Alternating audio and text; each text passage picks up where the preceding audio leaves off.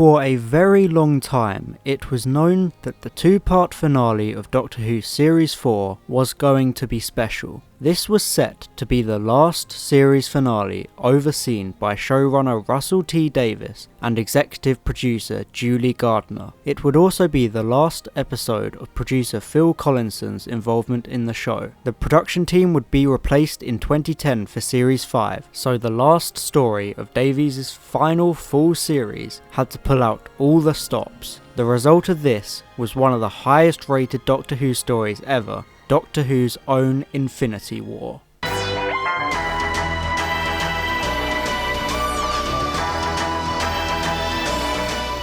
The epic climax of Series 4 was initially being planned as early as 2006.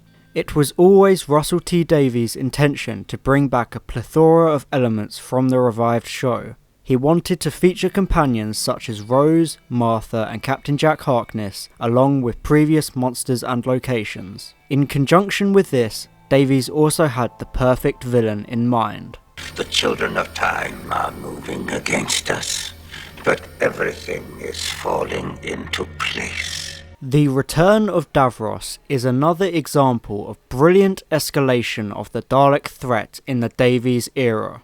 Davros is the creator of the entire Dalek race, the ultimate authority in the Dalek hierarchy. His inclusion is the payoff to years of subtle hints being mentioned often in episodes leading up to the Series 4 finale. Bringing Davros back to Doctor Who also serves to expand upon the greater Time Wars mythos, along with wrapping up the Cult of Skaro story arc.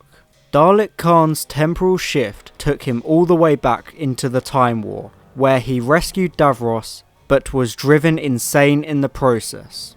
By breaking through the time lock, Dalek Khan becomes precognitive, seeing everything that has ever happened and everything that ever will. This is good justification for taking such a long time to reintroduce the most iconic villain of the Dalek race, because Davros goes hand in hand with the Daleks, but he is the furthest escalation for the Daleks. You cannot exactly go any further. The initial reveal of the Daleks in the Stolen Earth is the most terrifying the Daleks have ever been in the revival of Doctor Who.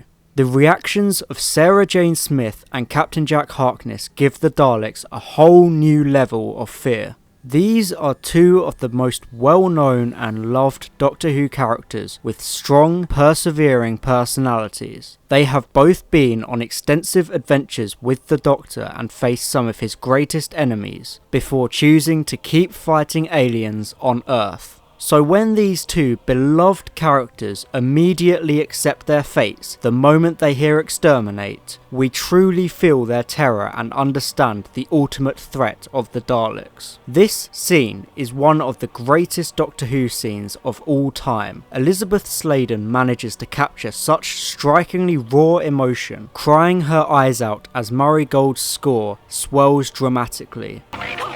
He was so young.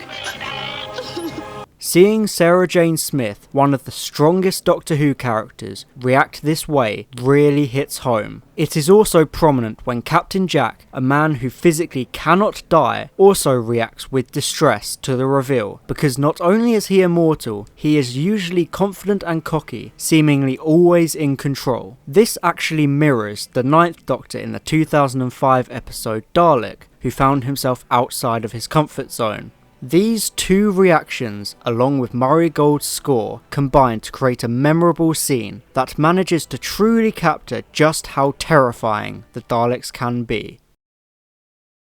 Once again, the theme of Dalek purity is revisited. Unlike the Daleks in Series 1, all the Daleks in The Stolen Earth and Journey's End are essentially pure Daleks, created from Davros' own Khaled flesh. This, however, means that the Daleks view Dalek Khan as an abomination due to his insanity. Dalek Khan being seen as an abomination is rather ironic because it was Khan who deposed Dalek Sec for becoming a hybrid in Evolution of the Daleks. Similarly to Dalek Sec being overthrown and enslaved, in Journey's End it is revealed that Davros has little to no power over these Daleks, who have essentially made Davros a pet, using him for their plot to destroy reality itself. You're not in charge of the Daleks, are you? They've got you locked away down here in the basement like what? A servant? Slave? Court jester? We have an arrangement. No. No, I've got the word. You're the Daleks' pet! This once again shows that the Daleks have no loyalty in their pursuit of purity, as they will turn on each other without hesitation. The transformation of Dalek Sec also plays into Journey's End, albeit very subtly. It is explained that by witnessing all of time and space, Dalek Khan saw the actions of all Daleks throughout time. By being exposed to all of these horrors, Khan, like Dalek Sec, realised that the Dalek way of life is destructive and wrong. This is significant because it was Khan himself who turned on Dalek Sec for becoming disenfranchised with the Dalek way of life. This mirrors Khan being seen as an abomination by the rest of his race, as mentioned earlier. Another major thread continued from Evolution of the Daleks is the prophecy of Hybrid Sec. In Evolution of the Daleks, Dalek Sec makes this chilling prediction. If you choose death and destruction, then death and destruction will choose you. Because of Khan's precognitive abilities, he is able to foresee the destruction caused by Davros and the Daleks, so he manipulates events throughout time, bringing the Doctor and Donna together to ultimately destroy the Daleks. I saw the Daleks. What we have done brought time and space. I saw the truth of us, Creator, and I decreed no more. Funnily enough, Davros labels this a great betrayal of the Daleks, which therefore means that Dalek Khan has betrayed his superior twice, but for opposite reasons. This serves as proof that even the most zealous Daleks can be turned against their own kind and their way of life. The Stolen Earth has one of, if not the most, memorable cliffhanger in all of New Who. In the climax of this first part of the two-part finale, there is an emotional reunion between the Doctor and Rose Tyler. However, before they are able to embrace one another, the Doctor is shot by a passing Dalek and killed. This scene was so shocking at the time of broadcast, in part being because it was only the third time in the entire show that the Doctor had actually been murdered on screen and regenerated as a result. The surprise ending led to the following episode being a ratings juggernaut, but all of this is a story for another time. The real significance of the scene is the representation of the Dalek Threat. This was only the second Dalek story where the Doctor regenerates, and the first time ever that the Doctor is directly killed by a Dalek. The Dalek that shoots the Doctor is just a random Dalek with no special rank or traits. This shows just how deadly these new Daleks are, that one average Dalek can single-handedly kill their whole species' greatest enemy. This marked the first time that the Daleks had actually achieved one of their main goals of killing the Doctor. By having the Daleks succeed in killing the Doctor, their level of threat skyrocketed, making the Daleks the most dangerous and terrifying they had been in all of New Who. Additionally, Stolen Earth continues the trend of the Daleks always taking something from the Doctor. In this episode, much like Parting of the Ways, the Doctor is forced to use up one of his regenerations. The second part of the finale, Journey's End, is often overlooked by most fans of the show. Whilst it definitely does pale in comparison to The Stolen Earth, it is not without merit. The most significant part of Journey's End is the stark contrast between the 10th Doctor and the Meta-Crisis Doctor. For some quick context, in the 10th Doctor's debut episode, The Christmas Invasion, the Doctor loses his hand. Due to the regeneration process, he grows a new one, but his old hand falls to Earth, where it is recovered by Captain Jack Harkness. In The Stolen Earth, the Doctor is fatally shot, and at the beginning of Journey's End, he channels his regeneration into his old hand. Later on, Donna Noble touches the old hand, creating the Meta-Crisis Doctor, a part Time Lord, part human entity, separate from the 10th Doctor, allowing them to coexist. Now you know what the Meta-Crisis Doctor is. At the climax of Journey's End, all hope seems lost for the Doctor and his friends as the Daleks prepare to commit mass genocide. Sound familiar? However, the tide turns with the appearance of the Meta-Crisis Doctor and the Dr. Donna. It is what happens next that is incredibly significant. Just before the Doctor and his friends save the day and prepare to leave, the Meta-Crisis Doctor does the unthinkable. He kills the Daleks, every single one of them. They're like animals, and I slaughtered them like animals. I hate them.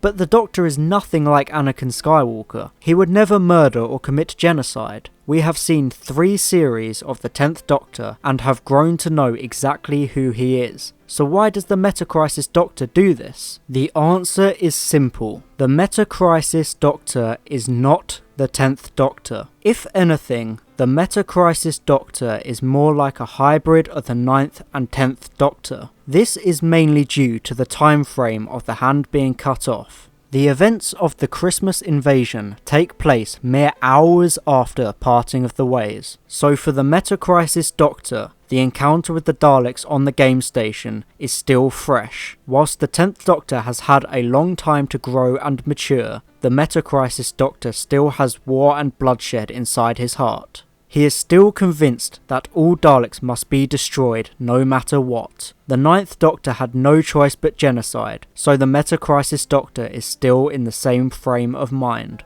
On the opposite side of the spectrum is the 10th Doctor himself. The 10th Doctor is disgusted at the genocide caused by the Meta-Crisis Doctor, and even offers to save Davros from the destruction. This perfectly encapsulates the shift in the relationship between the Doctor and Daleks during New Who. Despite them taking everything from him, the Doctor tries to save his greatest enemy. Where the 9th Doctor tried to murder the last Dalek, the 10th Doctor tries to save the creator of all Daleks. Over the course of the 3 10th Doctor series, we see him mellowing to the Daleks in some way. In the last Dalek appearance, Daleks in Manhattan and Evolution of the Daleks, the Doctor agreed to help Dalek Sec and take the Dalek humans to another world. So in Journey's End, when he offers to save Davros, it is not out of the blue, it is the culmination of a character's emotional journey. Everything in these 3 series have been leading up to this decision by the 10th Doctor.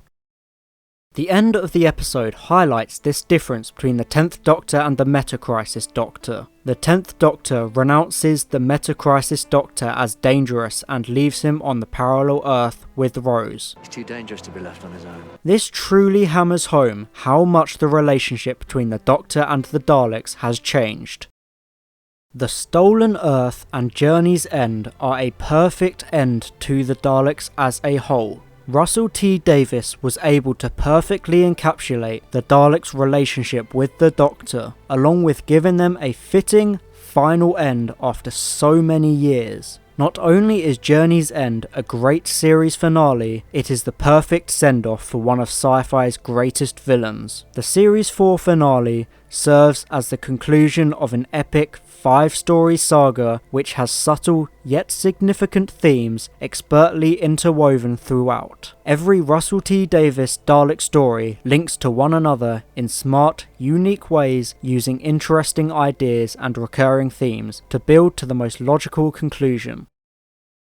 Russell T Davies did not try to reinvent the Dalek wheel. He kept the surface simple whilst weaving in thought-provoking themes and ideas. Davies explored what it truly meant to be a Dalek. The Daleks went from shouty, one-dimensional space dustbins to a fully fleshed out enemy, complete with significant character development and distinct motivations. The Daleks were no longer coming back every single time just because. Each appearance now had a specific reason that the show made sure to explain. Whilst Stephen Moffat made earnest attempts at bringing back the Daleks, nothing he tried could ever match the consistent brilliance of Russell T Davies' Daleks. I, for one, would even go so far as to say that Russell T Davies knew the Daleks better than Terry Nation himself.